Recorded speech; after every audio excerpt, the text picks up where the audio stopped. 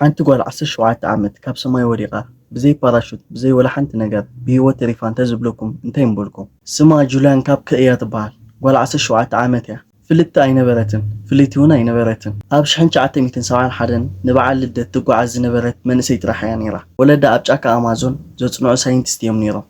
ጁልያን ብዛዕባ ጫካ ዛንታታት እናሰምዐት ዓብያ፣ ግን ጫካ ጸላኢ እያ ክኸውን ኢላ ሓሲባ ኣይትፈልጥን። ጁልያን ኣዲኣን ብላንሳ በረራ 508 እትበሃል ነፋሪት ኣብ ልዕሊ ጫካታት ኣማዞን ፔሩ ይነፍራ ነበራ። ስድራቤት ንምብጻሕ ዝግበር ቀሊል ናይ በዓል ጉዕዞ እዩ ነይሩ። እታ ነፋሪት እናደየበት ከላ ሰማይ ክጽልምት ጀመረ። ካብኡ ሃንደበት ዝናብ ክሃርም ጀመረ። እቶም ኣብረድቲ ግን ስቕ ኢሎም ንቕድሚት ቀጸሉ። ኣብኡ ሃንደበት በርቂ ነታ ነፋሪት ከበባ። ተሳፈርቲ ነዚ ምስ ረኣዩ ኣዝዮም ሰንበዱ። ካልኦት ድማ ናብ ኣምላኾም ጸሎት ይገብሩ ነበሩ። ግን ሃንደበት እታ ነፋሪት ብበርቂ ተሃሪማ ኣብ ሓንቲ ዘስካሕክሕ ሞት እታ ነፋሪት ኣብ ማእከል ኣየር ተበታተነት። ካብ መሬት ልዕሊ 10,000 ጫማ ምውዳቕ እምሕሰቦ ዝረአ መሬት የለን፣ ንፋስ እምበር ድምፂ የለን። ጁልያን ኣብ ደበናታት እናተዘዋወረት መሬት ወድቐት። እቲ ናይ ጫካ ሽፋን ንቑልቁል ሕዚልዋ እቲ ኮፍ ኢላትሉ ዝነበረ መወንበር ንገለ ክፋል ናይቲ ጽልዋ ወሲዱ ኣብ ሓደ ሙሉእ ጸልማት ደው በለት። ኣብዚ ግዜ እዚ ጁልያ ሃለዋታ ኣይትፈልጥን እያ። ድሕሪ እዚ ጁልያ ካብ ድቃሳ ተበራበረት። ኣዕዋፍ ይጭድራ ነበራ። ጣንጡ ኣብ ኩሉ ቦታ ድምፂ ይገብሩ ነበሩ። ብንጹር ክትርኢ ኣይከኣለትን። ሓንቲ ዓይና ሓቢታ ተዓጽያ ነበረት። ብዘይብኡ ጁልያን ብዘይ ናይ ዲግሪ መነጽር ክትርኢ ኣይትኽእልን እያ።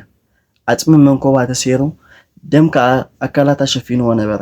ንኣድያ ዓዊላ ፀውዓታ፣ ግን ኣብቲ ጫካ መልሲ ዝህብ የለን። እቲ ጫካ ብቐጻሊ ይንቀሳቐስ ነበረ።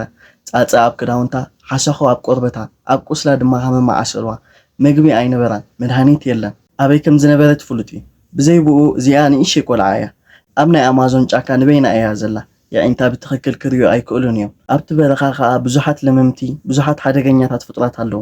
ግን ብኢዳ እንዳዳሰተት ከባቢኣ ክትፍትሽ ምስ ጀመረት ኣብ ፌስታል ዝተዓሸገ ንእሽተይ ከረሜላታት ረኸበት። ንዕኡ ብምብላዕ ከዓ ንእሽተይ ክትረጋጋእ ፈተነት። ድሕሪ ህይወታ ንኸተትርፍ ካብቲ በረኻ ክትወፅእ ነይርዋ። ናበይ ከም ትኸይድ ግን ኣይትፈልጥን እያ። ጁልያን ከምዚ ኢላ እንዳተጨነቐት ኮላ ብሃንደበት ግን ኣብ ባሓጓ ዝነግራ ዝነበረ ታሪክ ትዝበላ። ኣብ ጭው ዝበለ በረኻ እንተጠፊእኻ ናብቲ ወሓይ ማይ ኪድ፣ ናብቲ ንሱ ዝኸዶ ከዓ ደድሕሪኡ ይኺድ ዝብል ዕላል ኣብ ርእሳ መፀ። ብድሕሪ እዚ ነቲ ሩባ ክትክተሎ ጀመረት። ብዘይ ዝኾነ ምግቢ ማይ ካብቲ ሩባ እንዳሰተየት ዝኹሉ ፀገም ን10 መዓልታት ኣብቲ ዱር ኣራዊት ዝመልኦ ኣማዞን ተጓዓዘት። ድሕሪ 10 መዓልቲ ግን ንእሽተይ ብዕንጨይቲ ዝተሰርሐት ገዛ ረኣየት። ናብኣ ጽግዕ ምስ በለት ከዓ ናይ ሰብ ኣሰር ጫማ ረኣየት። ኣብ ውሽጢ ምስ ኣተወት ወላ ሓደ ሰብ ኣይነበረን። ንዓዓ ዝኾነ ምግቢ ምስ ረኸበት ከዓ ንእሽተይ ምግቢ በሊዓ ብድኻም ኣብቲ ዝነበረቶ ገዛ ደቀሰት። ኣብቲ ከባቢ ዝነበሩ ቆረፅቲ ኣግራብ ስርሖም ወዲኦም ናብቲ ገዛ ምስ ተመልሱ ንሳ ኣብቲ መሬት ተዘሪራ እያ ጸኒሓቶም። እቲ ዝረኣይዎ ነገር ብጣዕሚ ደንፂዎም ቁስላ ኣጽሪዮም ብጀልባ ተሰኪሞም ናብ ውሑስ ቦታ ወሰድዋ። ኣንጻር ኩሉ ዕድላ ጁልያን ኮከብ ብህይወት ተሪፋ ጁልያን ምስ ኣቦኣ ተራኸበት። ኬራ ናብቲ ሓደጋ ዝወደቐትሉ ቦታ ተመሊሳ እቲ ሓቂ ፈሊጣቶ። መብዛሕትኦም ተሳፈርቲ ካብቲ ናይ መጀመርታ ሓደጋ ድሒኖም እዮም ነይሮም፣ ግን ምድሓን እንዳተጸበዩ ኣብቲ ዱር ኣራዊት ዝመልኦ ቦታ ሞይቶም ከም ዝተረፉ ፈለጠት። ጁልያን ቀፂላ ተመራመሪት ስነ ህይወታ ኮይና ህይወታ ድማ ነቲ ዳርጋ ቀትላ ዝቐረበ ጫካ ንምጽናዕ ወፈየቶ። ሓደ ግዜ ንምድሓን ብዛዕባ ሓይሊ ኣይኮነን፣ እንታይ ደኣ ተስፋ ዘይምቑራጽ እዩ። ትኽክለኛ ናይ ጁልያን ፎቶ ነዚ ይመስል። እዚ ከዓ ሕጂ ዘላቶ እዩ።